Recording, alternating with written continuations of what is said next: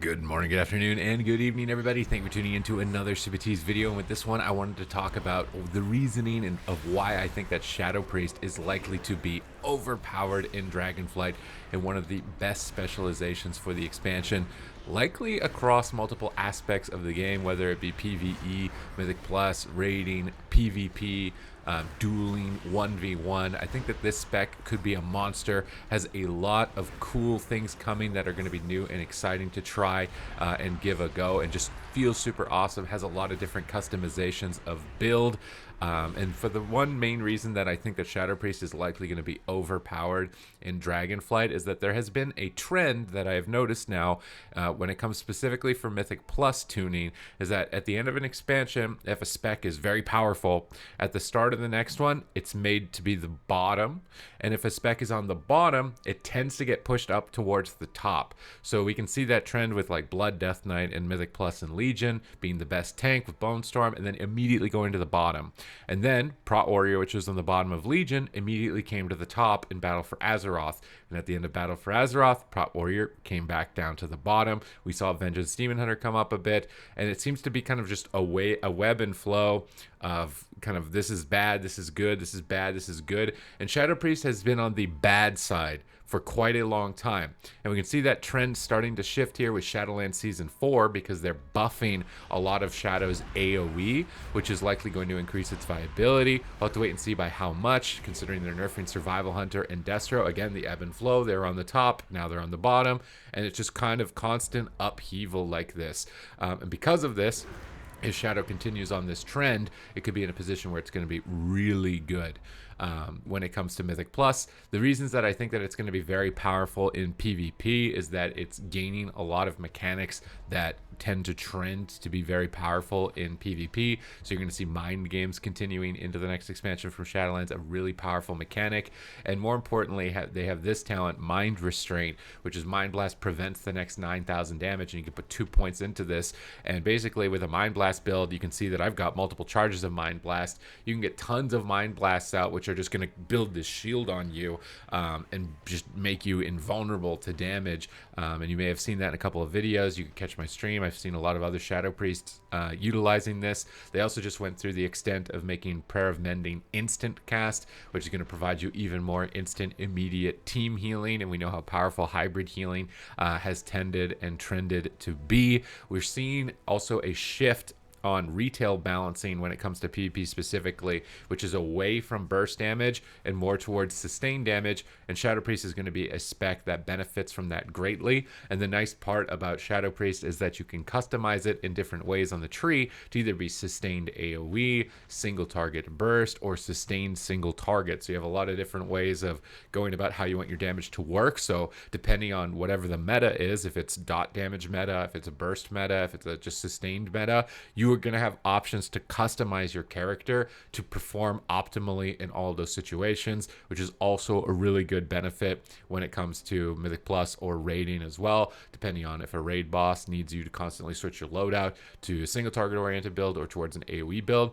And it seems like you're likely going to be performing at a phenomenal level. Some of the interesting little toys and goodies that you're going to be getting as a Shadow Priest is that they're kind of bringing the old gods into the Shadow Priest. And what I'm hoping is that they tune these in a way that they end up being really awesome. You can see the first old god being Yogg-Saron, the idol of Yogg-Saron, which is going to cause your Shadow Fiend to gain benefits based on your target's emotional state, which we have found out is somewhat based on crowd control effects. So you can get some extra damage benefits whenever this situation has occurred.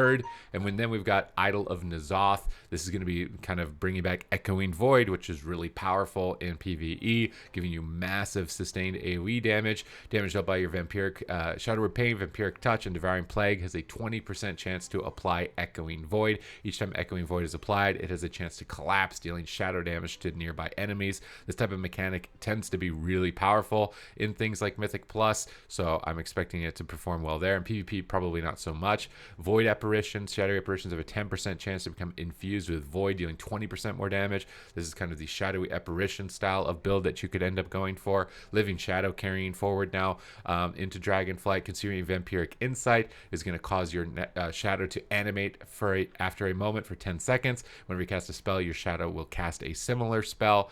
So just getting those duplication effects. yeah, I can't pronounce this word. Edelic Intuition. That was my go at it. Vampiric Insight has a greater chance to incur. So this is kind of like getting your instant mind blast, I think, which is kind of a new mechanic, and I'm just trying to find it specifically.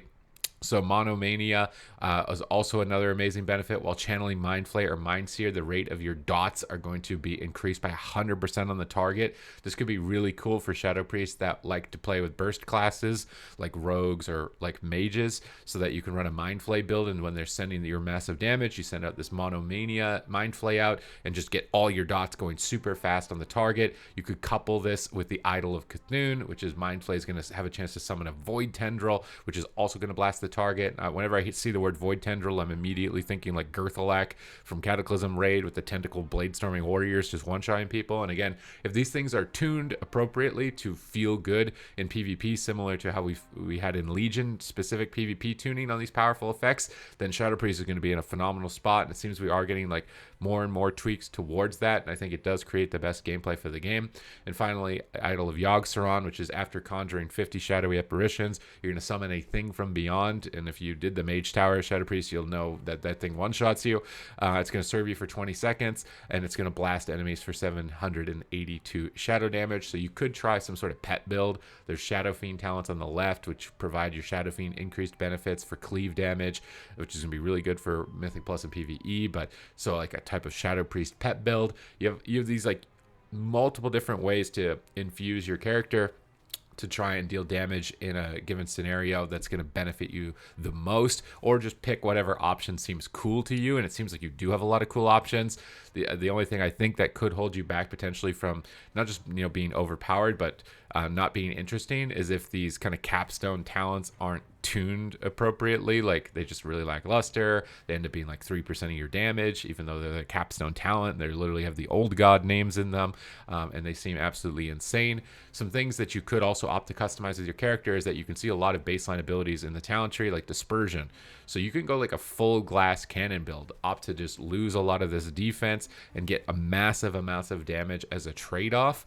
So if you're running like a double spellcaster cleave in PvP, or you really want to be greedy in PvE, although your healer's probably going to hate you, especially if there's mechanics where you need to have disperse, you can opt to lose all of that defense. You can even lose some crowd control if you don't want to go. You don't want to have a silence. You don't have a mind bomb. Maybe you're playing with a class that already has a lot of CC available to your team, so you can lose all of that to get more damage or more defense with Vampiric Embrace for team healing, and then get that deeper down into the tree to be able to get massive damage out. I'm very pleased with it overall. It seems like they're going to be looking into improving it as well. We just saw a recent round of improvements. One of those was making Prayer of Mending better by making it instant cast.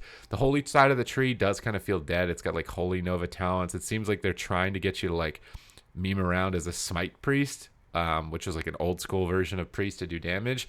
But your Smite doesn't incorporate like your Void form. It doesn't incorporate really base parts of your kit of your class. So unless it's completely overtuned where you're just pressing Smite, I really think that it's unlikely that you could do it. But if you wanted for nostalgia reasons to do it, the option is there. You see that with things like Thistle Tea for Rogue too. They got like a little bit of a classic kind of attempt of flavor.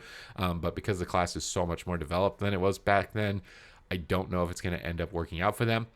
But this is kind of just my video to cover some of the powerful effects you're getting. You still have the double PI, so giving your PI to an ally, you're going to be desirable for that reason. So you're likely going to be in a really, really good spot when it comes to all content in Dragonflight, and you have a lot of really cool customizations that you can go into with it on top of that, even if you're not worried about the competitive level of the game. So to me, it seems like this is probably one of the best times to make a Shadow Priest if you're considering it, and that's kind of just the point of the video, is to just cover what's available, what's coming, give you a good idea of it, and then bring up kind of that trend of the ebb and flow of balance for classes in the game. And it seems like it could end up in a trend on the top end, but again, it's kind of like trying to predict the stock market or something, so might go wrong there, but it has been a consistent trend that I've noticed and just wanted to bring to your attention.